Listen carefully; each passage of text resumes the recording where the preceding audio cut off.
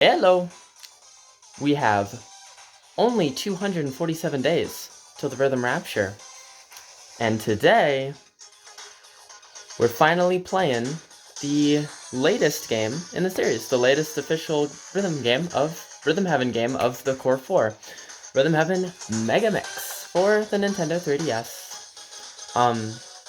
This game did not get a physical release in the US, fun fact. So this is my digital copy that I bought on launch day, because by the time this game was announced, I had thought Rhythm Heaven might be done forever. Fever kind of felt like a magnum opus, like a beautiful, rounded out, very well polished ending, and I was thinking, okay, maybe they're not gonna make any more of these. And then, out of the clouds, out of the despair, the darkness of the Wii U and 3DS era, this game appeared.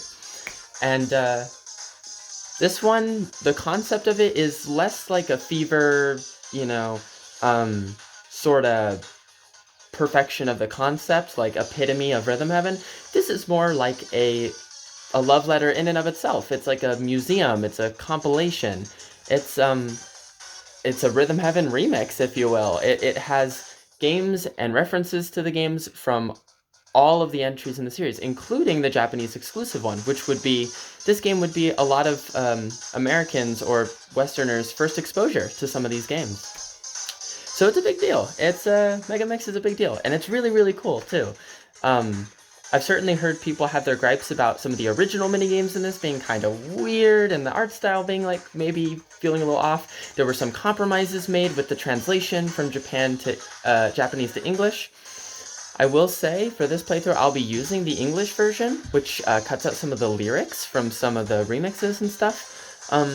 But that's not the biggest deal. But the point today is I'm just going to show you a little bit of the silliness that this game has. And, of course, to conclude this 4-part intro to Rhythm Rapture, because these first 4 episodes have been kind of long and kind of rambly because, I'm just trying to get everyone on board with the concept, get myself on board with the concept, So, here we are, all aboard the train. And that's a reference to something in this game, the train, but you'll see about that later. That's a special tool for later. Ding! Okay, so we have 4 files in this one. For this run, I didn't make an original me or anything, so we're gonna be hanging out with our bud Antonio. Antonio! I don't know why his name is so enthusiastic, but he was just sitting on my 3DS, so I'm like, okay, yeah, he's repping us today.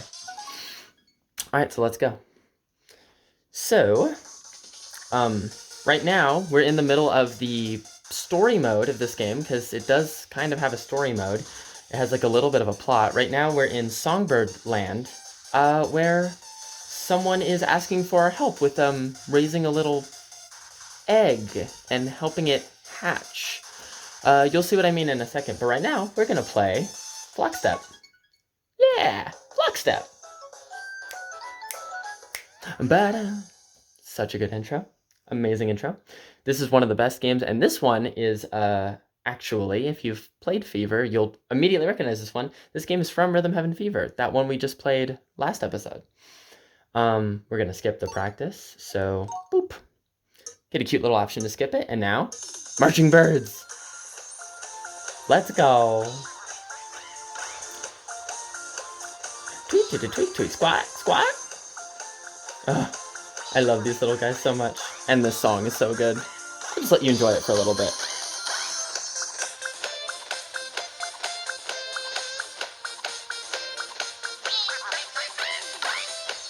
For some perfect gameplay, of course.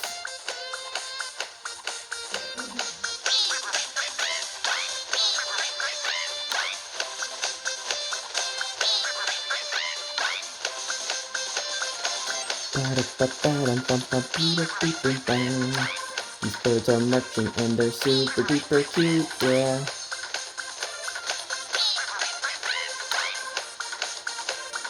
Why do their legs bend backwards? The knee is on the back.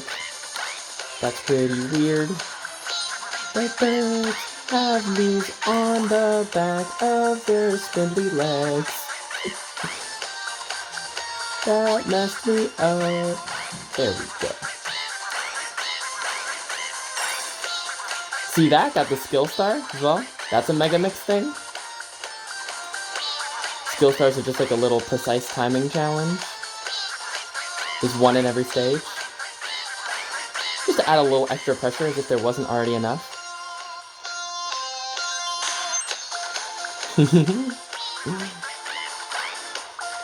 The whole world behind his eyes. How many friends he has. What a colorful, beautiful community.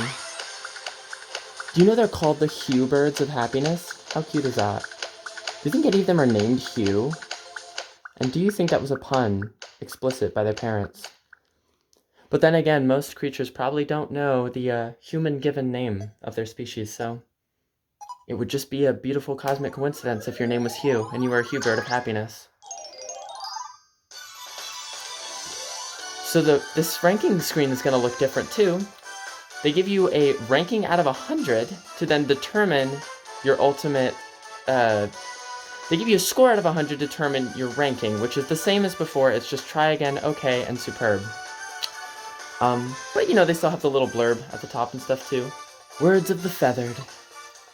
Words of the feathered. That's a pun on birds of a feather. The writing in this game is actually cute and like kind of clever, and there's a lot more of it in this game than the ones we were just playing, actually. Feels good to belong. Oh, and that's Tibby, by the way. He's our buddy for this game. Like, he's like our sidekick, or we're helping him.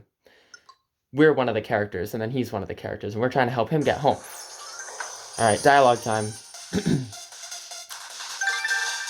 So, we got some extra little goodies in the background, and our friend's gonna be happy about that. Or, A wing is almost visible. It is adorable. Restore more flow so the cuteness may continue. Huh, very cute, I'm on it. Oh, don't work too hard now. So yeah, her gimmick is that she's kind of freakish about this egg. I don't know what's up with her. Anyway, Super Samurai Slice, baby. Oh, it's so retro. Oh, it's so retro. It's 8-bit. It's a reference to video games. It's reference to gaming. I am a samurai. Alright. Well, I'll just show you. He is a samurai. Alright. You can see my reaction to this epic game. So this is one of those games that has a really unique art style compared to most Rhythm Heaven games so far. You've seen me play all of them up through the first game now. And even that first game, it was very pixelated, you know, it had limited graphical resources being on the Game Boy Advance, but it didn't look like this. You know, it still had the thick lines, it still had the very, very iconic Kotakeuchi art style. And this one seems to kind of break the norm in a way, right? It's lineless, it's, I don't know, there's something about it that just strikes a little bit differently. I would say the color palette definitely hits a different chord. And this is one thing that some fans just like, even me, it kind of made me almost feel a little bit uncanny. It's like, wow, they're really trying different stuff with this one. Because this is an original minigame to Megamix. This is not a remixed game of any kind. And Rhythm Heaven Groove promises a lot more projects like this that look a lot more unique. If you saw the first trailer from that direct, you'd see what I mean. They look quite unique, some of those games. Completely different in like medium of art and vibe and character designs. And this is where that big shift started, so it'll be curious to see how much they lean into the uniqueness and the experimenting with the property a little bit more. There you go. The town folks say she killed it. I love the little lady at the end going, "Thank you." Oh yeah, and you get little like bonus scores for doing particularly well. So you get extra these coins for getting a skill star and extra coins for not missing a single beat. I heard he's actually 17-bit. And then you get these coins, which are a currency for... They're just like little goodies and souvenirs in this game. Like I said, it's kind of partially a like museum love letter to the series, so there's a lot of buying memorabilia and stuff from the older games. And you'll be seeing some of that. I'll show it off later, because it's really cool, actually. There it is. No! What fell omen is this? This bird. Oops. Got a little dramatic there. Right here. Turn that up. Sorry, my charging cord got stuck. This bird is impossibly large and not especially cute. Ma'am? What's going on? I'm unsure, lowly child, but Seeing this humongous bird come out of a little egg reminds me of why I got into the witchcraft. A sense of wonder. Does that mean you're done scaring children? Or scaring children into helping you? And scarring children? This is really messed up, lady. I'm so sorry. I let my darker side get the best of me. Let me open the lock for you. It's the least I can do. And then, yeah, the lore reason for advancing in the game is that there are big doors in your way that your little friends here unlock for you and get you a little bit closer to Tippy's home. Trying to get him back. Oh, my big little birdie. My gratitude will be so wordy. I appreciate how hard you worked when I was not very nice to you. Yes, ma'am. Thank you, ma'am. Please don't hurt me. Please don't hurt me. When I look at you and your kindness and generosity, it inspires me to try and be a better, less monstrous person. Thank you, ma'am. And as you continue on your travels, don't forget to maintain that groovy flow. Will do, ma'am. Now, I shouldn't keep you any longer. You were so obviously on your way somewhere when I stopped you. Yes, and it was more important than some giant bird. Didn't mean to be rude about my bird, did you? No, ma'am. I'm going now. Yeah, she's a bit of a freak. Whack job. Oh boy, now we've got this. We got these fellas. Oh boy. Okay, here we go. The Gatekeeper Trio. I'm not gonna voice these guys. These are they're just like a recurring gag to introduce endless games, which endless games are a thing throughout the series, just like mini games basically that are less involved than the main games, but you can go for an endless score, basically, like an arcade style type thing. And so to introduce them to this game, they created these gatekeepers who are just so obsessed with challenges that you need to beat them at their challenges in order to continue on your quests, or else they just won't deem you worthy. I don't know who they are to deem us worthy, but whatever. And this one might also look familiar. Bit of a callback, maybe, to last episode. Little yellow car. Really? Alright, so I actually don't need to practice this. Can I just skip this? Oh, do you understand what we ask of you? Of course. And we're going to do the hard version. Saffron is easy, saltwater is medium, and paprika is hard. And we just always do the hard one because it's just easy. Charge and chicken. Alright, let's go. The goal is to charge up the car to make it to the next island, because the bridge we're about to take is a little rickety, as you'll see. 2, 7, 5, 4, 3, 2, 1.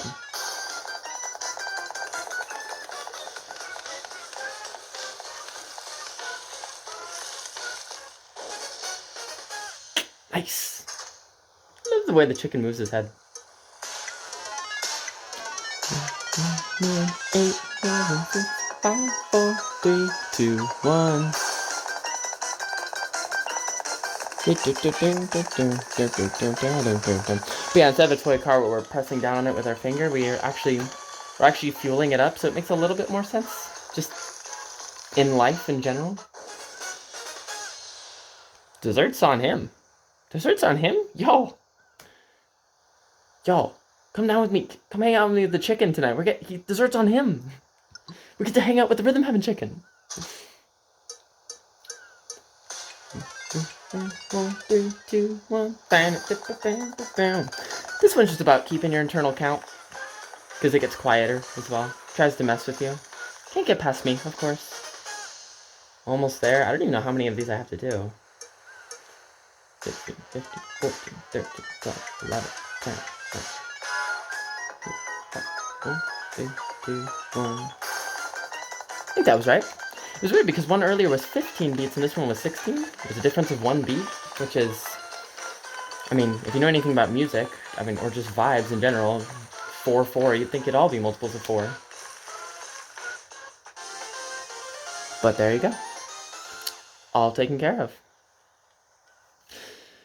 Alright, so we helped the crazy bird lady, we hatched a giant bird, we beat up the nerds who created a weird gated challenge for us.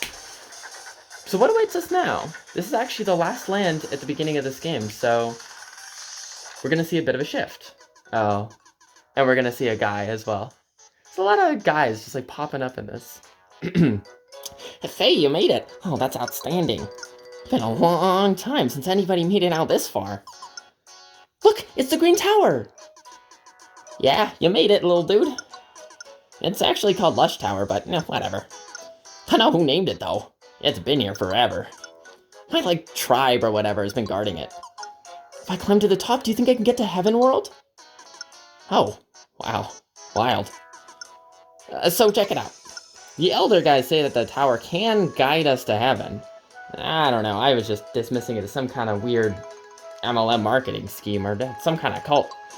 Oh, it's some old prophecy. I knew it, just like Mom said. Hey, I just had a killer idea. You get climbing. Get yourself all the way to the top of this tower.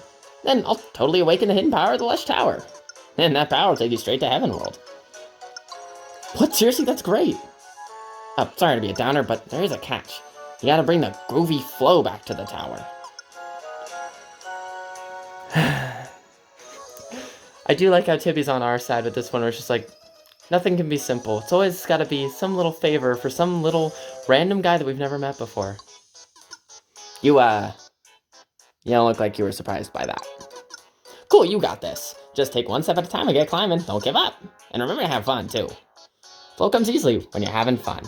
Alright, good luck, little dude. Finally made it to the tower. My heart's beating so fast. I'm almost home. I know if this tower may be tough, but will you stay and help me just a little longer? And that's his little guy catchphrase. I'm not even gonna give him the satisfaction of saying it. So here are the towers. This is a recurring theme in this game. So instead of the regular rows of games and an empty patterned void, the games come in the form of the lands that we were just in, you know, like these little trophy stand looking things, which are really cute. The art they did for these is so good and all original. Like, that's what I mean by just, like, they put so much love into, I don't know, just celebrating everything about the series in a nice, cohesive, like, fun to admire way. Looks really good in 3D too. Wish I could show you, but 3D doesn't work super great on a one-eyed being, little Cyclops here that's recording me.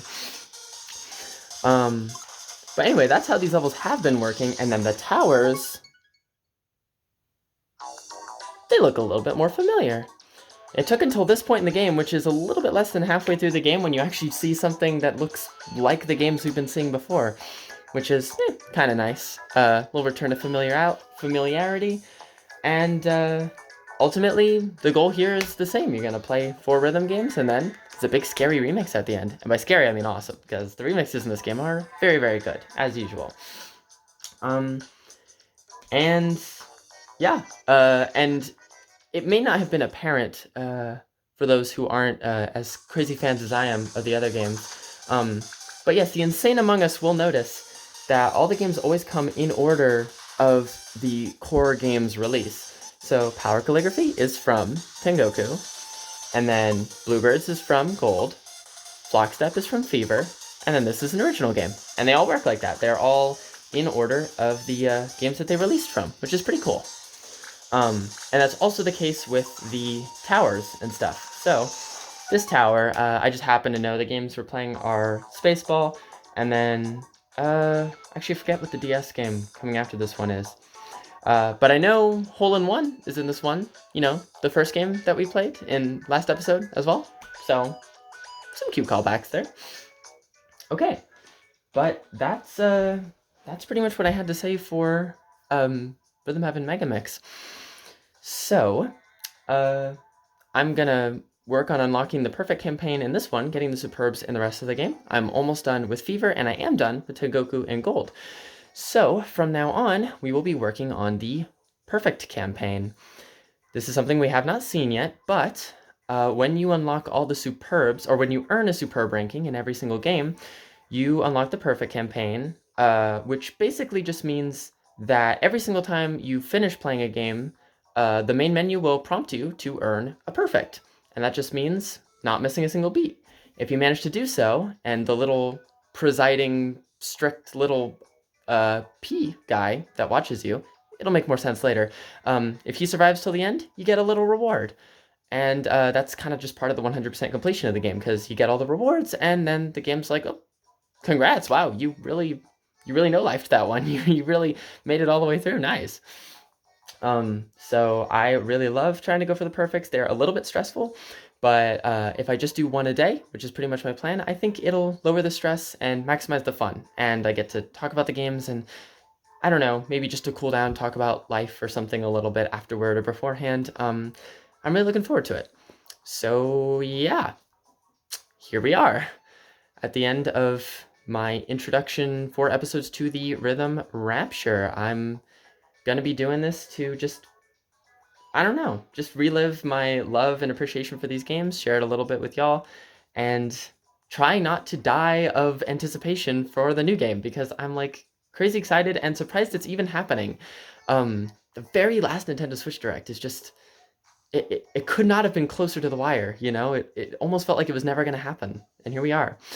And we got more exciting stuff to look forward to as well. Not just the melatonin and the fan games I was talking about, but also there may be other fan games or other Rhythm-esque games that are coming out in the near future that I will also want to show off and get excited for. So who knows? There's a lot of stuff to look forward to. But thank you for joining me for this little intro, and I hope you enjoy the rest of the